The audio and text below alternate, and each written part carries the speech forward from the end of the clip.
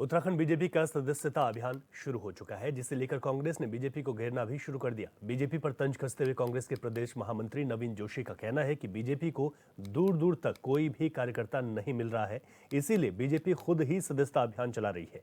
जो नेता और विधायक पहले से ही बीजेपी के सदस्य हैं, वो दोबारा पार्टी के सदस्य बन रहे।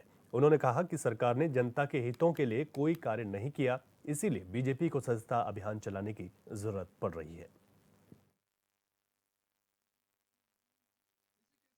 देखिए, भारतीय जनता पार्टी को खोजे से भी आजकल कार्यकर्ता नहीं मिल रहे हैं।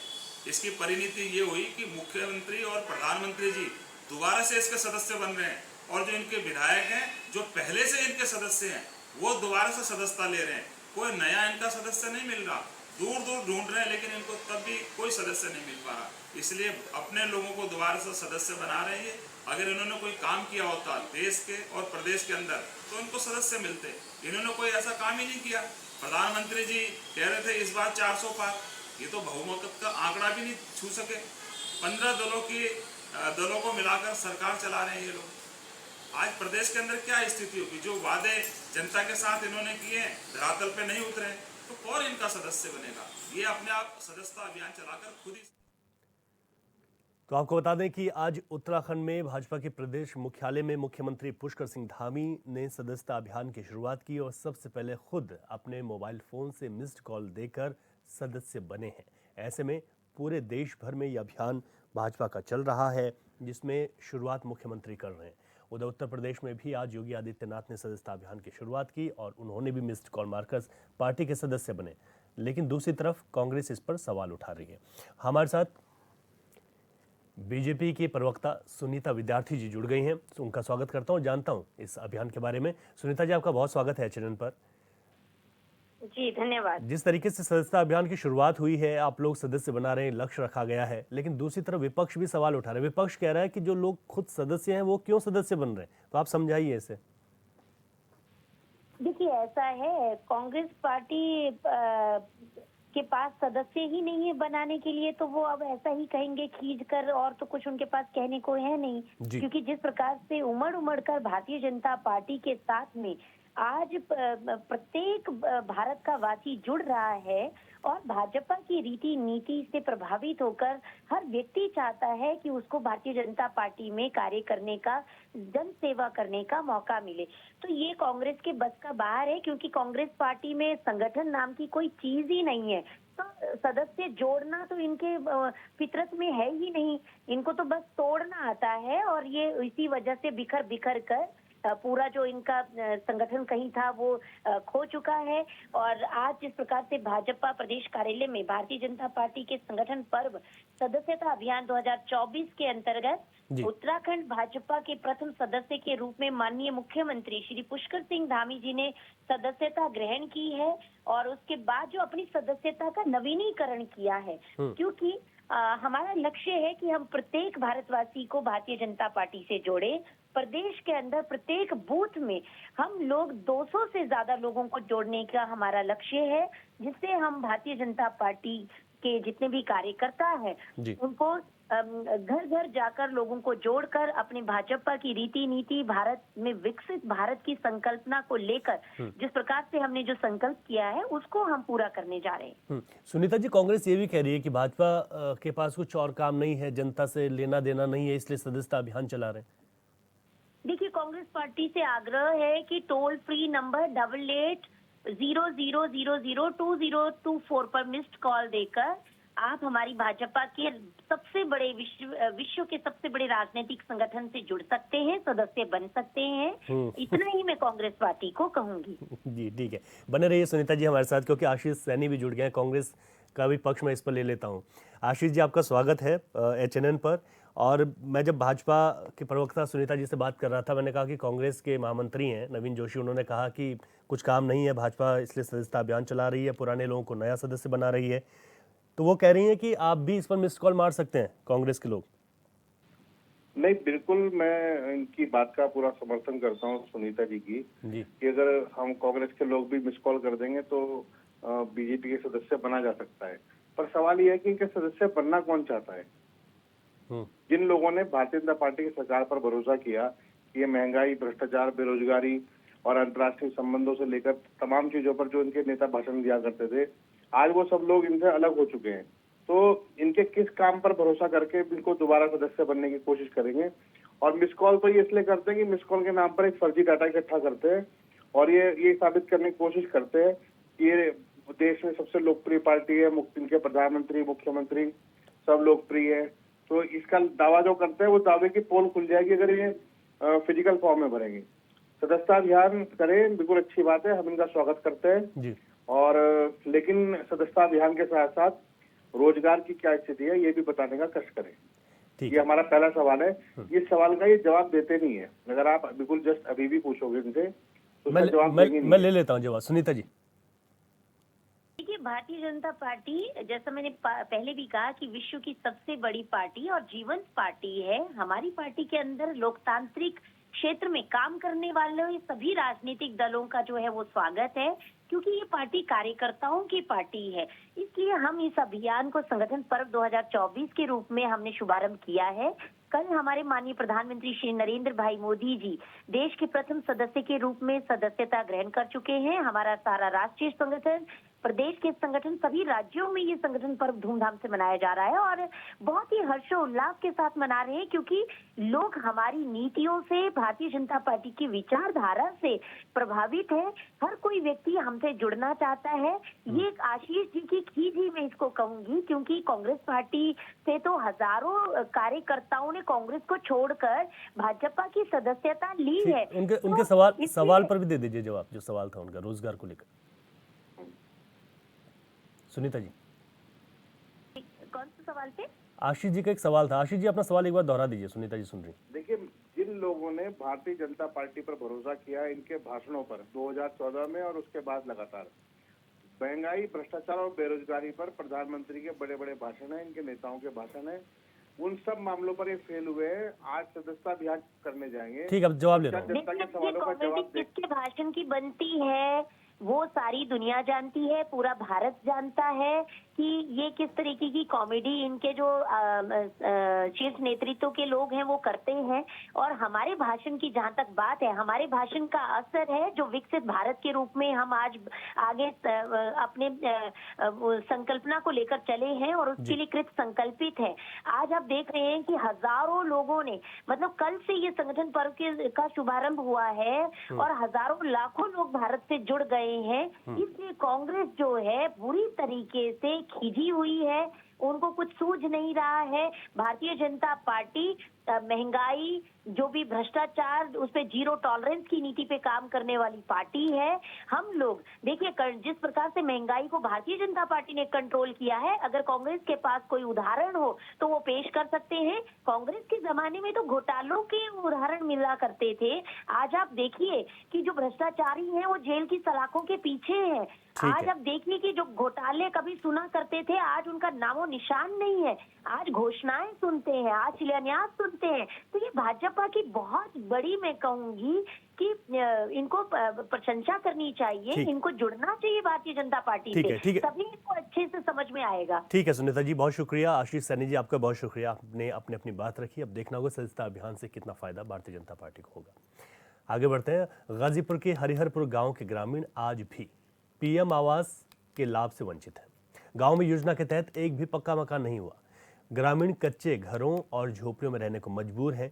बताया जा रहा है कि पिछले 15 सालों से इस गांव में आवास संबंधी सरकार की किसी भी योजना का लाभ एक भी ग्रामीण को नहीं मिल पाया। पीएम आवास योजना के तहत लोगों को पक्का मकान उपलब्ध कराने के सरकारी दावे ग्रामीणों के लिए महज सपने की तरह हैं। वहीं बारिश के मौसम में ग्रामीणों की मुश्किलें और बढ़ जाती हैं जब घरों में बारिश का पानी घुस जाता है, जमा हो जाता है। राम बच्चन चौहान। अच्छा चौहान जी, एक ग्राम सभा का नाम है हरिहरपुर। हरिहरपुर ग्राम सभा में आप हैं। अच्छी बताइए, यहाँ 10 साल से अब तक कोई आवास वास नहीं मिलता है, क्या कारण है? कारण हम क्या बताएं, प्रधान जी कहते हैं कि यहाँ का कोई आवास ही नहीं आता है, तो क्या हम ये क्या प्रधान जी से आपने पूछे प्रधान जी क्यों नहीं आवास आते? हर गांव में आवास आते, यहाँ का नहीं वाला?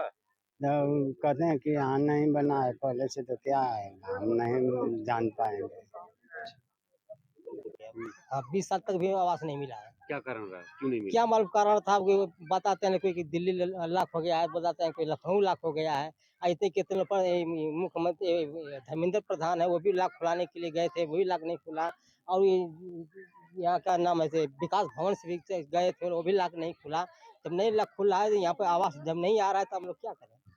हम लोग क्या कर सकते ये हैं? पहले ही से बंद है कि नया बंद है? नहीं, आखिर में नहीं। क्या कारण है कि सिर्फ हरिहरपुर ही लाख हुआ? हरिहरपुर ही लाख है और गांव भी लाख है, वो लोग नाम नहीं बता पाऊंगा। लेकिन मतलब कि जो मायावती सरकार थी उसमें जी भी मिला था, और अखिलेश की सरकार था उसमें भी मिला था, अटल बिहारी वाजपेयी था उसमें भी मिला था, ये मोदी लाल की सरकार में नहीं मिला। धर्मेंद्र प्रधान को पत्नी है कुंती देवी। अच्छा ये बताइए कि इस ग्राम सभा में मुझे तो यहाँ जानकारी है कि मनिहारी ब्लॉक के हरिहरपुर ग्राम सभा में 10-12 साल से आवास आवंटन प्रधानमंत्री होगा ही नहीं, क्या कारण है? जैसे यहाँ की जब से धर्मेंद्र प्रधान हुए हैं, हमारे होश में से भी एक बार भी आवास नहीं मिला है।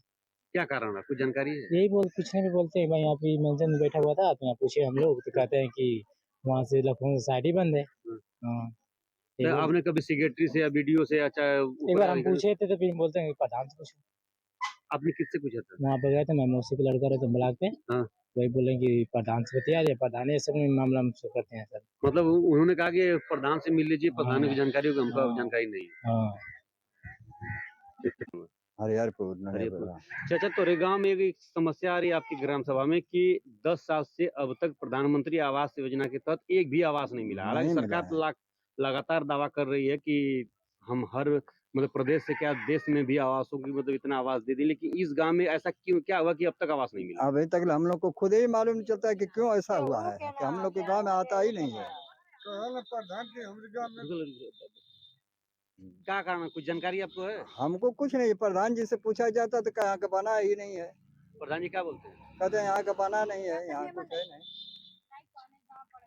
तो परसीमन हुआ था, उसमें कुछ गांव हमारे जनपद के छूट गए थे, लगभग 49 गांव बता रहे हैं छूटे थे। इस बार एक भी गांव नहीं छूट रहा है, सबका हमने रजिस्ट्रेशन करा दिया है और इस बार का सर्वे हर गांव में होगा, हर गांव से आवास आएगा। सर कुछ ऐसा भी वहाँ के लोगों का वहां तक रहने के लिए घर नहीं, मतलब कि एक वीडियो भी वायरल हो रहा है कि जिसमें पेड़ के ऊपर रस्सी से खटिया बांध के उस पे लोग बैठे हैं, कह रहे हैं कि अब तक हमें आवास नहीं मिला। देखिए ये तो एक स्टंट होता है इन लोगों का, पब्लिक में मतलब एक न्यूसेंस क्रिएट करने की बात होती है। कोई आज जमाने में पेड़ पे खटिया बांध के नहीं रहता है, इतना नहीं सर को बिच्छू आ रहे हैं जो उसमें लिखा था, पेपर हमने पढ़ा था।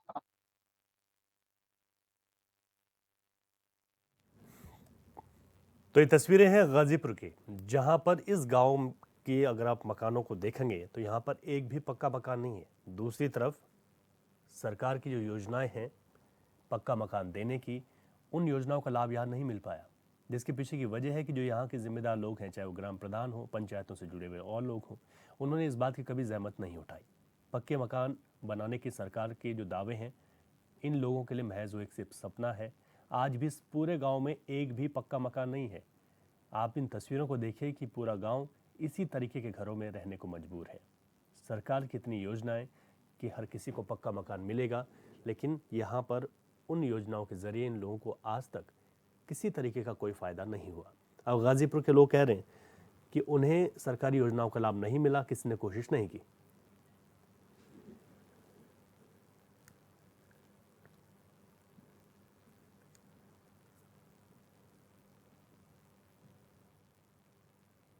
चलिए इसी पर जानकारी लेते हैं। हमारे साथ सुभाषपा के नेता पंकज दुबे जुड़ गए हैं। पंकज जी, आपका बहुत स्वागत है चैनल पर। गाजीपुर के इस गांव में जहां पर एक भी पक्का मकान नहीं है, क्या पूरी वजह आप देखते हैं इसके पीछे? अब इसमें निचले स्तर के जो कर्मचारी हैं, अन्य विभाग मतलब अनेकों विभागों से जुड़े हुए, जिनसे लाभ गांव तक पहुंचता है, जिनकी सूचना पर, जिनकी आख्या पर, जिनकी रिपोर्ट पर जी, तो इनके द्वारा यहाँ का पिक्चर गलत प्रस्तुत किया गया, वास्तविकता को ऊपर भेजा ही नहीं गया। आप समझिए कि हरिहरपुर गांव जनपद का एकमात्र मैं नहीं कह सकता जी, लेकिन कुछ जो भी दुर्भाग्यशाली ग्राम सभाएं होंगी इस जनपद की, उसमें सबसे मतलब ज्यादा दुर्भाग्यशाली गांव है, गरीबों का गांव है। जी जी, दैनिक मजदूरी करने वाले लोग हैं, बहुधा 98% लोग इसी तरह के हैं। कोई रोजी रोजगार नहीं है कृषि के अलावा, वो कृषि भी इनके पास पर्याप्त नहीं है। जी दूसरों की खेती पर मजदूरी करके इनका जीवन यापन होता है। जी जी ऐसे में जो बुनियादी सुविधाएं जिनके लिए सरकार बार बार कह रही है, अवेयरनेस कर रही है, बिजली की सुविधा है, हर घर जल नल से जल की सुविधा है, आवास की सुविधा है, वृद्धा पेंशन की सुविधा है, विधवा पेंशन की सुविधा है, ये मतलब सारी चीजों से वंचित हैं ये लोग। अब इससे बड़ा दुर्भाग्य भाई साहब क्या होगा कि पेड़ पर अपना अपना चारपाई टांग के लोग जीवन यापन कर रहे हैं। बिल्कुल बिल्कुल बिल्कुल। क्या लगता है कि कब यहाँ पर भी सरकार की योजनाओं का लाभ मिल पाएगा, इसके लिए कुछ कोशिशें हो पाए? नहीं, अभी तक तो नहीं। वो चिराग तले अंधेरा, गाजीपुर मुख्यालय से ये 10 किलोमीटर दूर का गांव है। बिल्कुल बिल्कुल ठीक आपने। पंकज दुबे जी, बहुत शुक्रिया, आप जुड़े और आपने भी बात रखी। हमारे संवाददाता मेहताब आलम फोन लाइन पर हमारे साथ हैं, उनसे ज़्यादा जानकारी और ले लेते हैं। मेहताब, इस तरीके की स्थिति यहाँ पर है, तस्वीरें भी आपने बताई हैं। आप क्या लगता है कि यहाँ पर जो जिम्मेदार हैं कुछ आवाज़ उठा पाएंगे आगे, ताकि इन लोगों को भी सरकारी योजनाओं का फ़ायदा मिल सके? हाँ जी रवि, आपको बता दें कि पूरा मामला जो है हंसराजपुर के मनिहारी ब्लॉक का है, जहाँ पे अरसों से जो है यहाँ के गांव वासी जो है शौचालय के लिए, प्रधानमंत्री आवास के लिए दर की ठोकर खा रहे हैं और जीने को मजबूर है। बड़े बड़े वादे किए जाते हैं प्रधान की तरफ से, और खुद जो है योगी और मोदी की सरकार कहती है कि सबका साथ सबका विकास, तो कहीं ना कहीं खोखले नजर आ रहे हैं। आप कैमरे में देख सकते हैं किस तरह से जो वहाँ के ग्रामीण है जो है पेड़ों पे जो है झूला या मतदान डाल करके अपनी जीवन मतलब यापन कर रहे हैं। तो कहीं ना कहीं ये सवालिया निशान आखिर उठेगा कि आखिर इसकी जिम्मेदारी लेगा कौन? क्या बड़े बड़े अधिकारी यहाँ क्या सोए रहेंगे या उनको अभी भी जगाने की कोशिश कर रहे हैं ये जो ग्रामीण? जी बिल्कुल ठीक है आपने मेहताब। और 2024 में इस तरीके की अगर तस्वीरें देश से सामने आती हैं तो ये बेहद चिंता का विषय है। बहुत शुक्रिया आपका जानकारी के लिए।